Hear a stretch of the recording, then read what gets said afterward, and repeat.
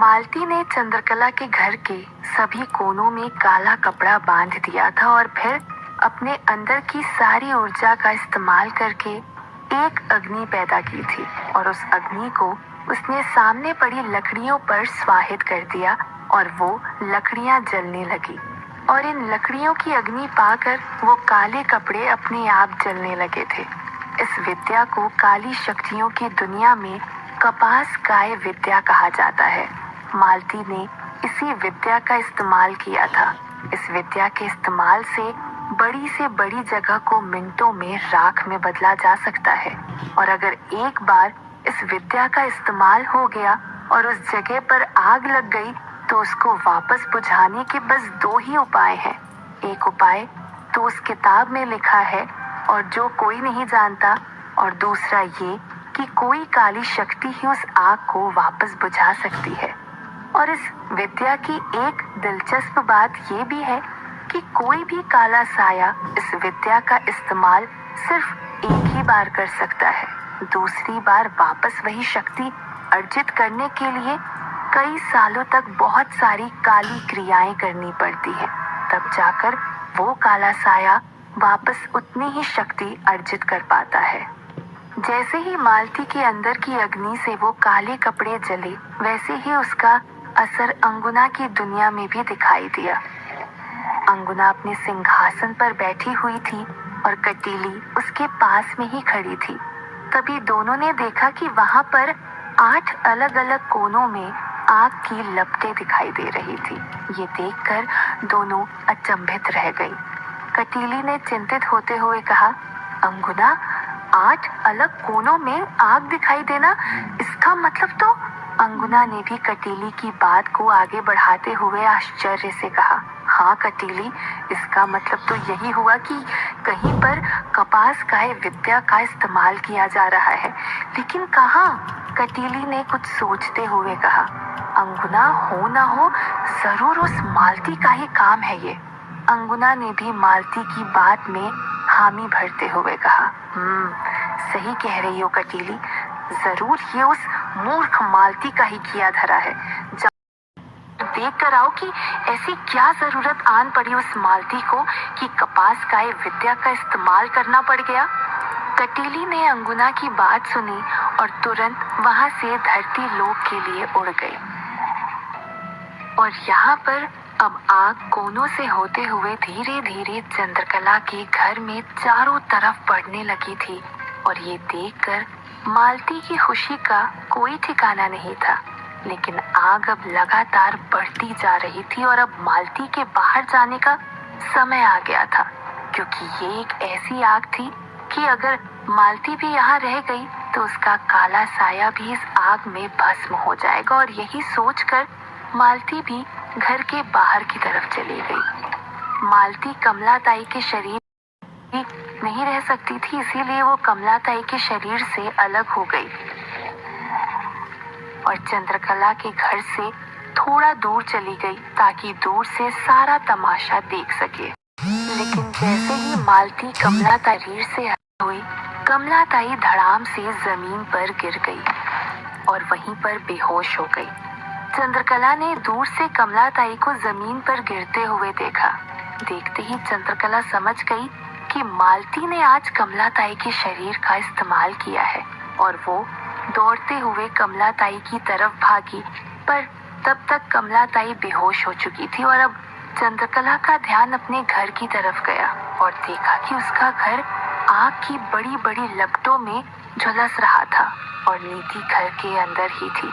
ये देखते ही मानो चंद्रकला की सांसें थम गई और वो जोर जोर से चिल्लाने लगी, नीति, नीति।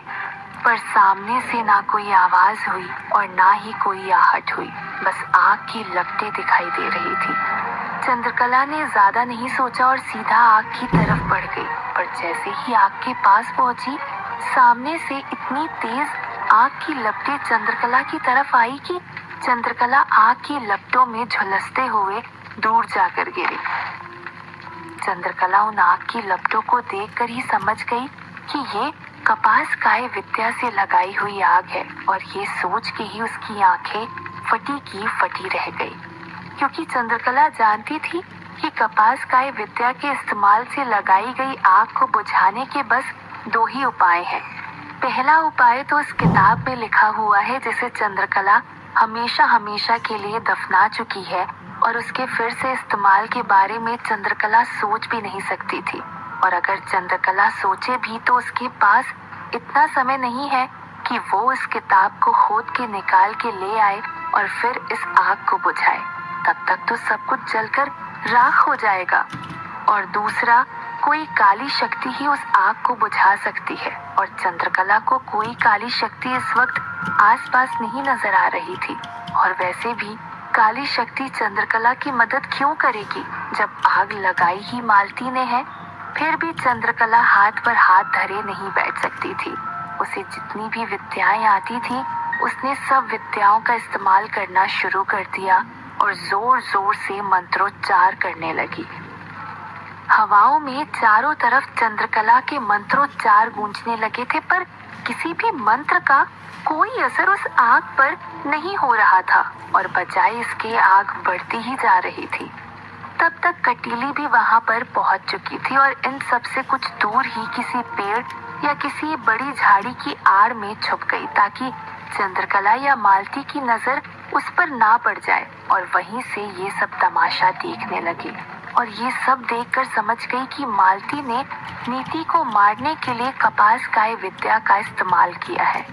और इधर किसी भी मंत्र का कोई भी असर ना होता देख चंद्रकला की हालत और ज्यादा खराब हो चुकी थी। तभी चंद्रकला को तीले वाले बाबा का दिया हुआ एक ऐसा मंत्र याद आया जिससे कहीं पर भी कभी भी बारिश करवाई जा सकती है। ये सोचकर ही चंद्रकला के चेहरे पर चमक आ गई थी कि एक बार बारिश आ गई तो जरूर ये आग बुझ जाएगी। पर टीले वाले बाबा ने ये साफ कहा था कि बहुत भारी विपदा आने पर ही इस मंत्र का उपयोग करना है और चंद्रकला के लिए तो इससे बड़ी विपदा क्या ही आएगी। चंद्रकला बिना देर किए उस मंत्र का जाप करने लगी। ओम हरीम वरुण देवताय नमः स्वाहा। ओम हरीम वरुण देवताय नमः स्वाहा। आग की लपटें तेज हो रही थी और चंद्रकला ने मंत्रोच्चार और तेजी से और जोर जोर से पढ़ना शुरू कर दिया था। तभी देखते ही देखते बादल गड़गड़ाने लगे और ये देखते ही मालती के चेहरे का रंग उड़ गया। अब उसे भी ये डर सताने लगा कि कहीं बारिश आ गई और ये आग शांत ना हो जाए।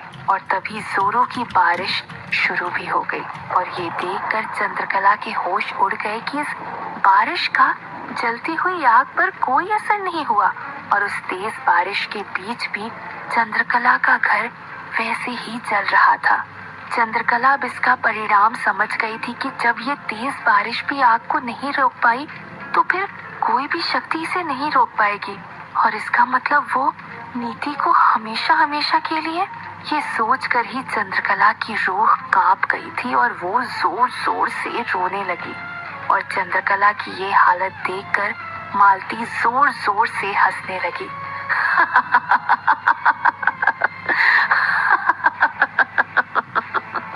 चंद्रकला के कानों में मालती के हंसने की आवाज पहुंची और उसकी नजरें मालती को ढूंढने लगी और उसकी नजर मालती पर पड़ी। उसने मालती की तरफ देखा और मालती से रोते हुए गुहार लगाने लगी।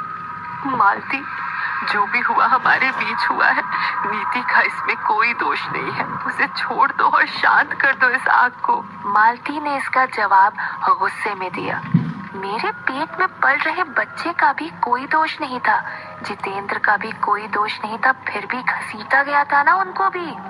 चंद्रकला ने अपना सर पीटते हुए कहा। पर वो सब मैंने नहीं किया था तुम्हारे साथ मालती, फिर मेरी बेटी के साथ क्यों ये सब कर रही हो? इस पर मालती ने कहा, पर तुमने उनका साथ दिया था। ये सच्चाई पता होते हुए कि उन लोगों ने ही जितेंद्र को भी मारा है, तुमने झूठ बोला कि जितेंद्र की शादी हो चुकी है और इन सब की सजा तुम्हें और तुम्हारी बेटी को जरूर मिलेगी। चंद्रकला ने आग की तरफ देखा तो आग की लपटें लगातार बढ़ती ही जा रही थी, जिससे चंद्रकला की चिंता और बढ़ गई। उसने मालती से गिड़गिड़ाते हुए कहा, झूठ मैंने तुम्हें मुक्ति दिलाने के लिए बोला था। तुम मेरे साथ जो करना चाहती हो कर लो, पर मेरी बेटी को छोड़ दो। पर मालती ने एक ना सुनी।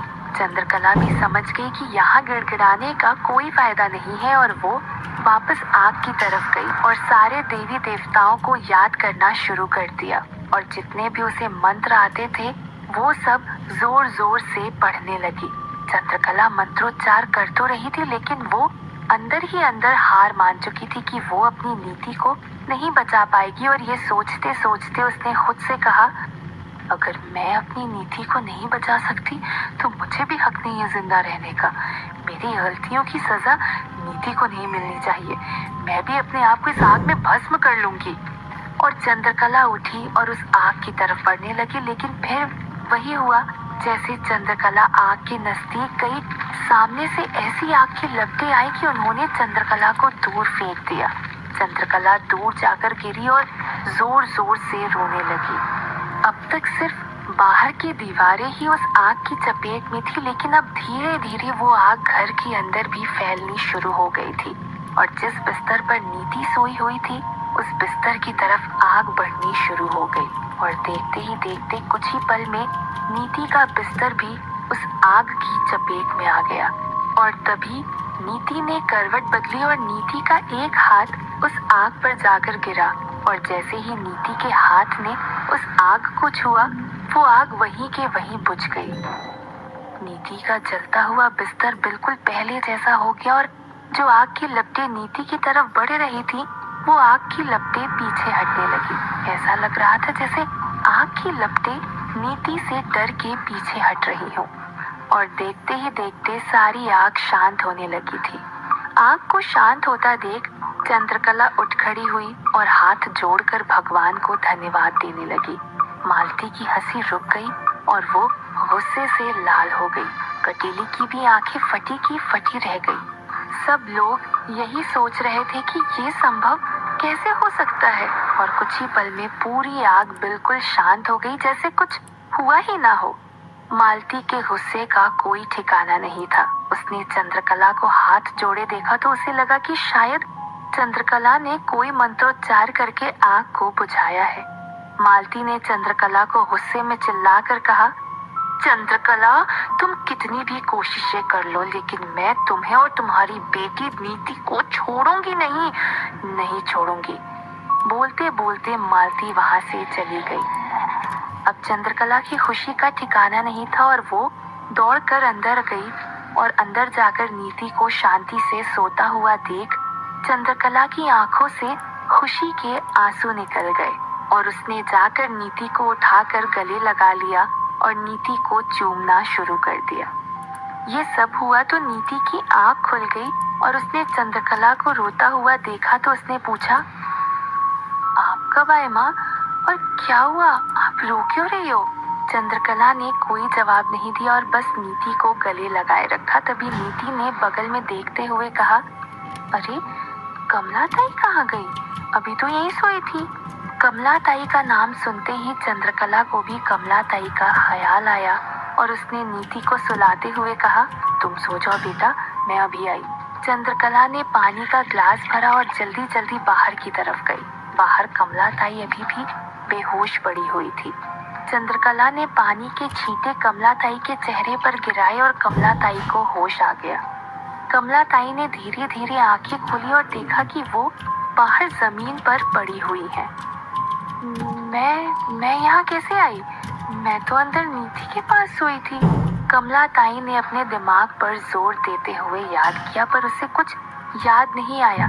तभी उसका ध्यान अपने जले हुए हाथ पर गया और वो डर गई। अरे ये मेरे हाथ को क्या हुआ? मेरा हाथ कैसे जल गया? चंद्रकला ने कमला ताई को शांत करते हुए कहा, कुछ नहीं ताई, बस एक संकट आया था जो अब टल गया है। कमला ताई ने डरते हुए पूछा, संकट? कैसा संकट? और नीति ठीक तो है?